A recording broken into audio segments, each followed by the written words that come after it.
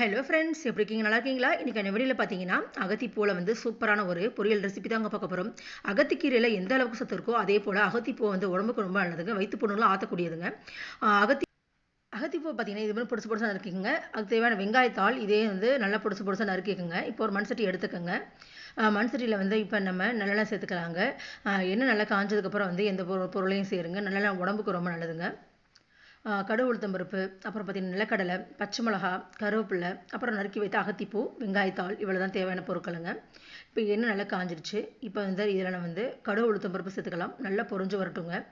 லேசாக வந்து வறுத்து விடுங்க. கொஞ்சம் இது வறுக்கும் போது நம்ம அடுப்பை வந்து ஸ்லோ பண்ணிக்கிட்டா வந்து இது கருகாமல் இருக்கிறதுக்கு வாய்ப்பு இருக்குங்க. இப்போ வந்து நம்ம காரத்திற்கு வந்து பச்சை மிளகா சேர்த்துக்கலாங்க.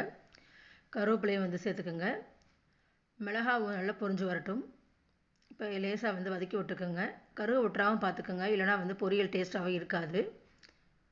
மண்சட்டியில் செய்யும்போது உடம்புக்கு ரொம்ப நல்லதாக இருக்கும். மற்ற எந்த பாத்திரத்தை செய்வதோட மண்சட்டியில் செஞ்சிங்கன்னா அவ்வளோ டேஸ்ட்டாக இருக்குங்க. இப்போ வந்து நம்ம பீனட் சேர்த்துக்கலாம். நிலக்கடலை சேர்க்கும் போது இது வாசமே தனியாக இருக்கும். கூடுதலாக நமக்கு புரத சத்தும் கிடைக்குதுங்க.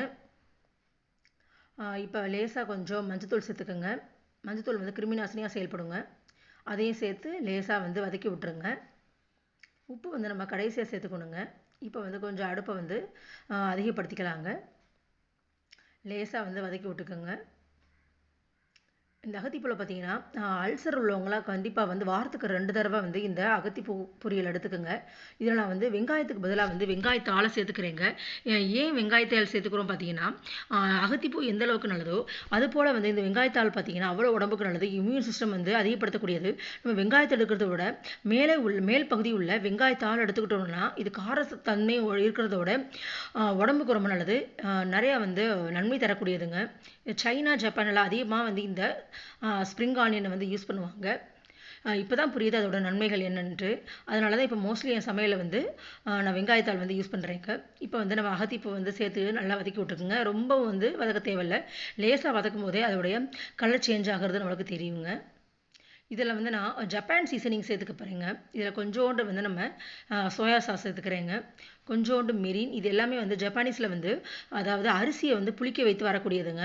இதை வந்து அபரிவிதமான நன்மை தரக்கூடியதுங்க. அவங்களுடைய உணவுகளை வந்து கண்டிப்பாக இதை சேர்த்துக்கிறாங்க. Soya sauce, மெரின்னு சேர்க்கு. இந்த வீடியோ மூலமாக நீங்களும் இதை பற்றி தெரிஞ்சுக்கோங்க. இதில் வந்து அதிகமான என்ன சொல்கிறது, அதாவது வயிற்றில் உள்ள பூச்சிகள்லாம் அழிக்கக்கூடியது. இன்னொன்று வந்து நம்மளுடைய கட்ஸ், அதாவது சில பேருக்கு வந்து செரிமான தன்மை இல்லாமல் இருக்கும் இல்லைங்களா? அப்போ இந்த 3 வகையான சீசனிங்கை யூஸ் பண்ணும்போது நம்மளுக்கு செரிமான தன்மை பிரச்சனையை போக்கக்கூடியதுங்க. இப்போ இதில் சேர்க்கறதுனால கூடுதலாக நன்மை தரக்கூடியது. இப்போ இதில் வந்து நம்ம முட்டையை வந்து உடச்சி ஊற்றிக்க போகிறோங்க. இதில் வந்து நம்ம கடைசியாக வந்து தேங்காய் துருவலும் சேர்த்துக்கலாம். நான் அதுக்கு பதிலாக இதில் வந்து முட்டையை வந்து சேர்த்துக்கிறேங்க. இது அகத்திப்பூ முட்டை பொரியலுங்க.